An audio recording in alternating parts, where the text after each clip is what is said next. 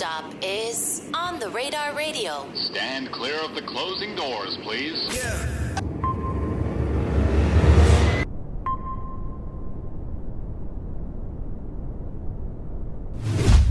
Yes, sir, baby. On the Radar Radio. Yo, special guest in the building. Qing Madi in the building. Hello. How are you today? I'm great. Nice to meet you. Nice to meet you too. Tour life has been fun for you, huh? I've been when I was getting ready for the interview, I was like going through all the videos. I think were you in DC or in Boston recently? Recently, I think I was in Boston. You were in Boston, right? Like just the other day when we were recording this. Yeah, I think so. Something like that. So, yeah. But this tour, how's it been? Is this like your first like full American tour? It's my first time in America, and it's my first American tour. It's crazy. I've never really had this experience before, so this is really special for me, being my first and in America. So where did the tour in America start at? It started from Washington, right? Washington. Like DC, like Washington DC, or like Washington, like Boston. It started from Boston. Oh, it started in Boston. I got very confused. It's okay. Like honestly, tour life could get like get you a little delirious. Sorry, so it started in Boston. Where does it end at? LA. Oh, okay, that's cool. So you slowly make your way like down the East Coast, and then you end in the West Coast. Totally. Crazy. So what number stop are we on now? What number what? What number stop are we on? This is number what? I think this is like three or four. Three. This is the third one. New York, third one. I see you kind of like you're a little. You got that tour delirious, the delirious. I'm just focusing on the performances and just like the environment. I'm trying to live. I'm not really checking the stats or anything. Well, it's been like obviously it being your first time in America. How have you been enjoying the experience so far? And like I guess like it being your first time out here, what have kind of been? Because I like getting this from artists who haven't been here before. What have been like some of like the culture shocks, I guess, for you? Culture shocks. Yeah. Everyone's so nice. I don't get it. Like it's really funny. Like I'm used to like, I'm used to being in an environment where everyone's trying to focus on their business. Everyone's trying to do their hustle. So like in this space where everyone is like extremely nice, I'm like, what's going on? Everyone just wants to take some time out of their day to help you with something. So I think those are like the things that I'm noticing that I'm pleased by and I'm super surprised by. It's really different. Really? You say so everybody's been nice. Mm-hmm. See, normally I don't always get that from... You have no idea. Really? That's awesome. Because I feel like people like, well, especially in New York, they have even internationally, they have like this idea that like we're mean out here. Which a lot of us are. I'm not going to lie. Like I'm from New York. I had road rage earlier. I was wilding. But like... I don't know. Maybe I haven't experienced that before. No, but good. You don't want to experience that. Yeah, I don't want you to experience that. I want you to like have this niceness about it. So that's been like the biggest culture shock has just been. Yeah, I think that's it. I think it's just like it's not normal. It's not something you see on a day-to-day basis. Because like where I'm from, everybody's just focusing on what they want to do in their business. Nobody really has time for you. So here it's just like everybody wants to take some time out of their day to ask how you're doing, what they can help you with, and they don't expect anything. I'm like, okay. It's definitely different. Where do you reside now overseas? Like where do I live right now? Nigeria, of course. You still live in Nigeria? Okay. Because I know like sometimes artists will go from Nigeria and live in the UK. Like I've had a few artists kind of do that, but I was just curious if you were still kind of like back home. Yeah, I like living in Nigeria. So born and raised? Yeah, born and raised. Totally. Did you ever imagine yourself, even at like a young age, kind of being able to reach this height of having a tour here in America and being on tour out here? In all honesty, no. I didn't think about music in that way. I didn't think it would make me this point, especially as early as my career is. I usually thought like, I'd have a couple people recognize me. I didn't think beyond my country, and I didn't think beyond like everything I was seeing. I didn't think this was even possible. So this is just huge for me. Being here and being surrounded by all these people, especially being around foreign people and getting them know my song is just insane. Living in the moment is crazy. Right. So yeah, I think this is wild. When you was being an artist or making music, or even like I don't know if you had produced previously too, but like was this always kind of like felt like part of the plan for you when you were growing up? It was, but it wasn't like the primary thing. So I wanted to be a dancer first. Okay. And I wanted to be a backup dancer. That was something that I always wanted to do growing up. But then somehow my passion for music grew. My passion for writing grew. Because my favorite artist in the whole world is Kendrick Lamar. I know everyone's sick of hearing it, but he is. He's my favorite artist. And because of him, I grew up listening to Kendrick Lamar, so I started falling in love with writing music. So I wanted to be a backup dancer and a writer. I didn't imagine myself front stage. as a child, I would always like perform in the choir and stuff, but I didn't like think that would be me. I used to think that I would be just the one behind the artist or the one behind making. Yeah, just what I put myself as. But like me, seeing myself on stage and being the one that controls the mic in the crowd is just, everything is surprising me, to be honest. I think I limit myself a lot. And then God just like put me way higher. So. Right. There, God was like, oh yeah, no. You're not, it's not it. But with like Kendrick, like let me ask you this. What's your favorite Kendrick album? And then aside from that, what's your favorite Kendrick song? Song is harder to pick. I think my top, I would say top because I can't pick between Damn and Good Kid, Mad City. Okay, for albums. I think those are, Okay, and then favorite, give me like top 2 Kendrick Lamar songs. Would that make it easier? Swimming pools. For like right now, I think because it changes every day. So right now, swimming pools and XXX. Okay. Why XXX? That's one. Oh my God, that song is insane. I feel like he was having fun and also trying to tell a story. And then the person that made the beat was probably in the same thinking space as Kendrick because it's just a crazy song. I feel like it's underrated and it's insane. So Swimming Pool and XXX. What's the one? Because it's funny because my producer just sampled it. It's 8 doobies to the face. Fuck that. That was on Section 80, right? Yeah, I think so. What song is that, Rob? Do you know what song that is? Which Kendrick song that is? ADHD. That's ADHD. ADHD. Yeah. I'll say that's my favorite Kendrick Lamar song because I just remember driving around to it in Grand Theft Auto when I was 18. Mad random, right?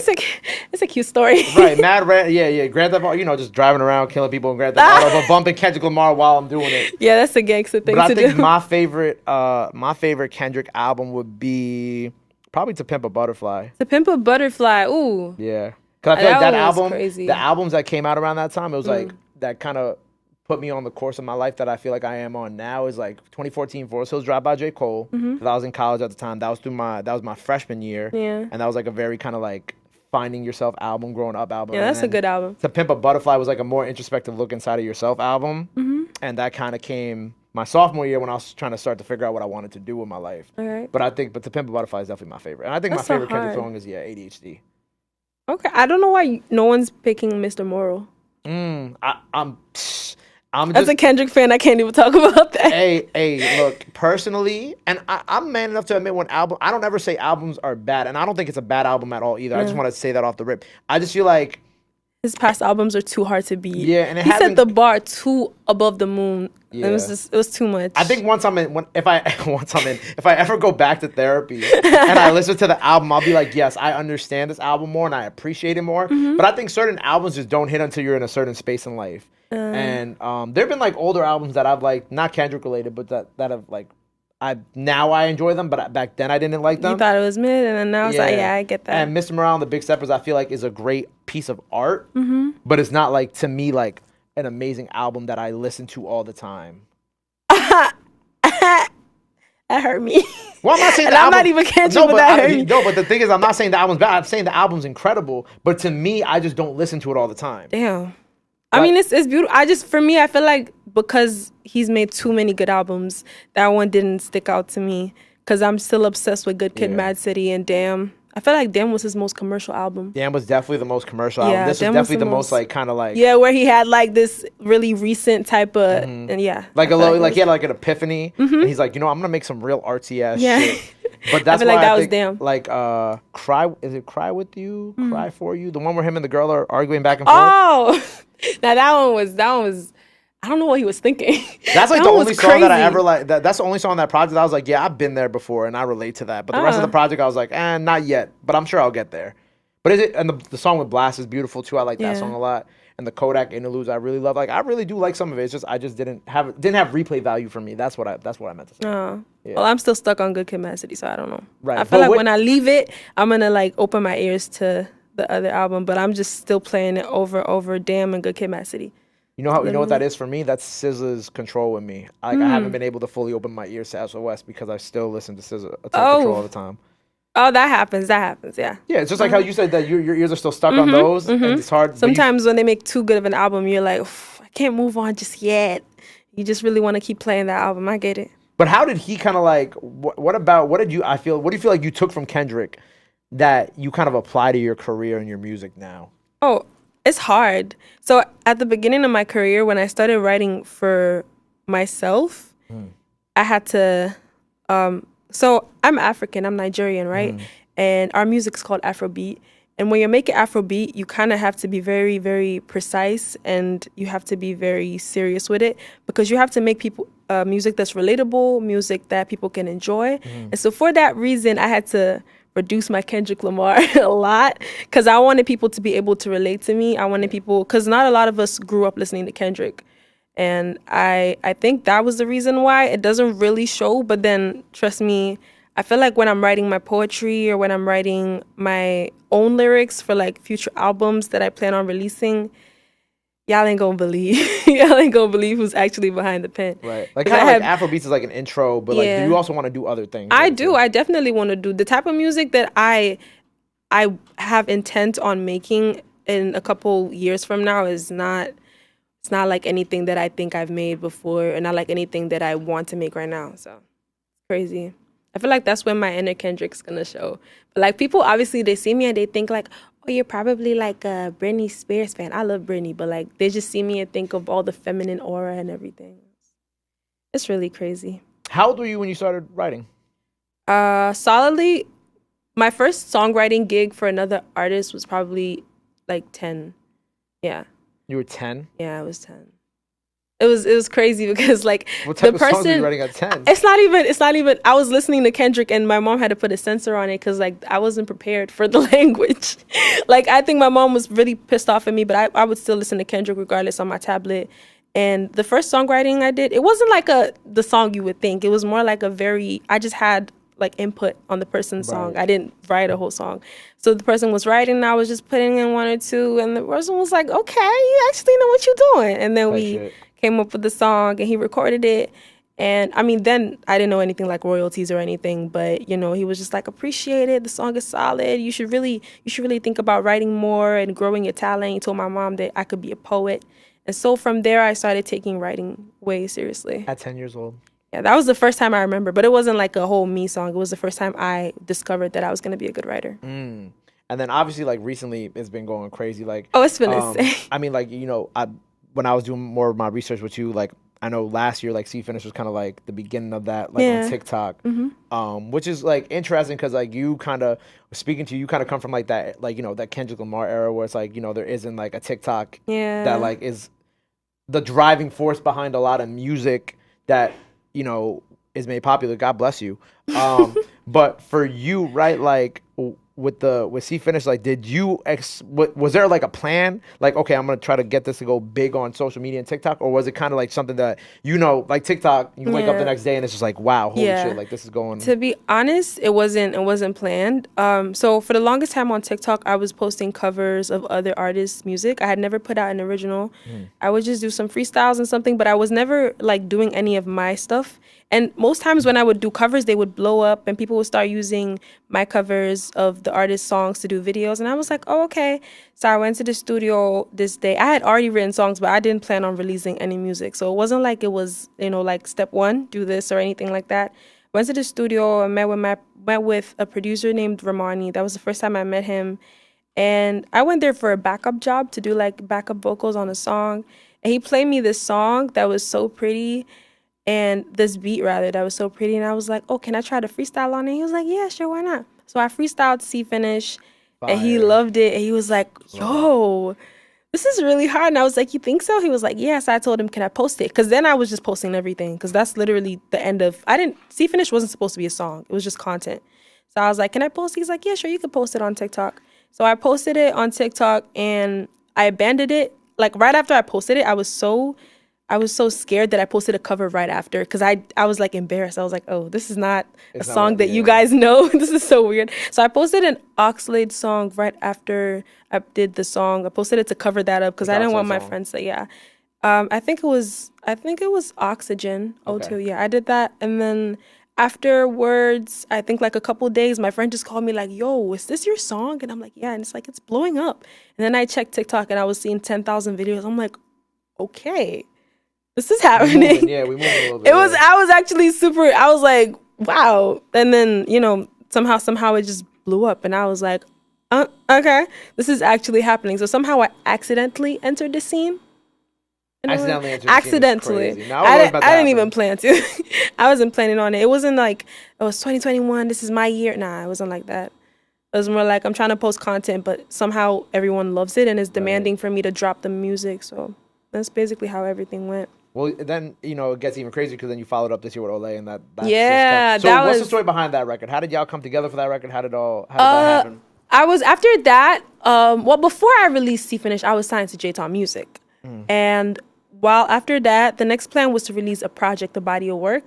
And for that, I kept on having like studio sessions because now it was serious. Now it's business. Now people expect more from you. They don't want to hear that you're a one-hit wonder. And for that, I started going to the studio often. And then I met up with a family friend of mine. His name is Wade. He's a guitarist. Okay. So I usually make music with him. Like that's like my safe zone when I'm creating music. And he was playing the guitar and we were freestyling and I freestyled the melody of Olay like once and he was like, did you record? Because sometimes we record. He's like, did you record that? I'm like, yeah. He's like, that's what we're going to do today.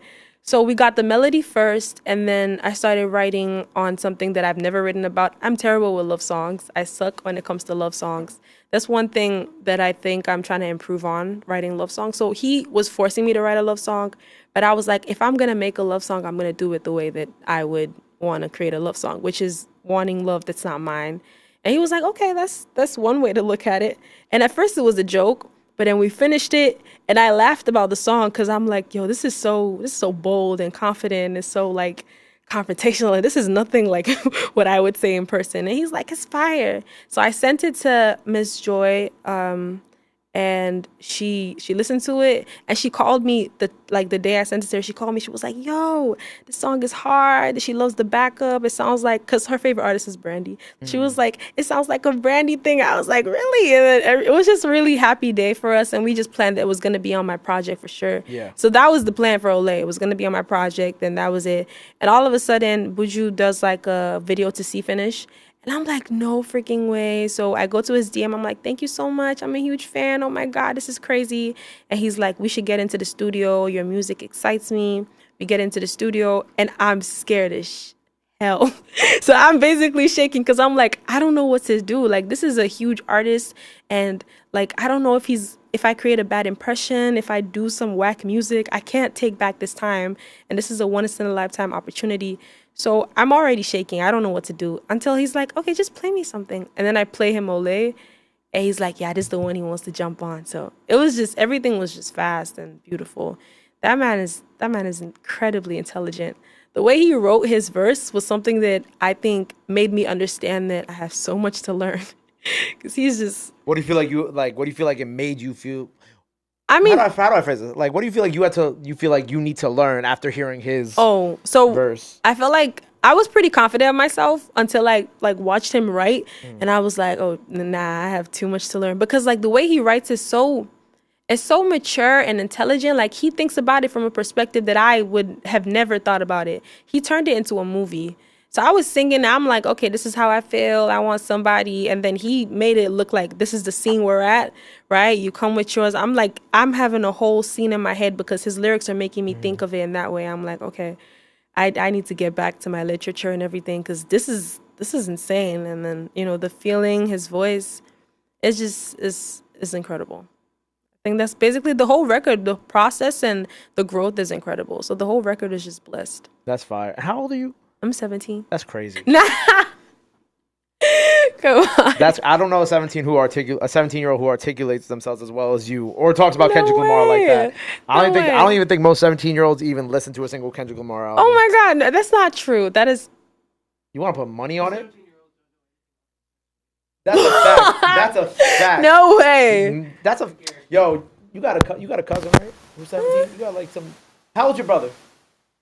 Oh, that don't help us. But like a 17-year-old for real would not be able to speak about like this type of stuff. I feel like it's because I grew up in a place where celebrities don't really come to. Like I grew up in this place called Benin City. It's in Nigeria. Okay. And most celebrities, they don't come there. So I was made to listen to the type of music that the people that came to my mom's store would listen to. And they were mostly guys in universities and they like trap music. So I would listen to their type of music and then that was like it. And that's when I was like, oh, I like this type of music. And that's when I fell in love with Kendrick because they would play Kendrick Lamar, they would play Eminem, They would play Lil Wayne. I liked Lil Wayne from there, but then Kendrick just stuck out to me. I was like, this is my favorite artist.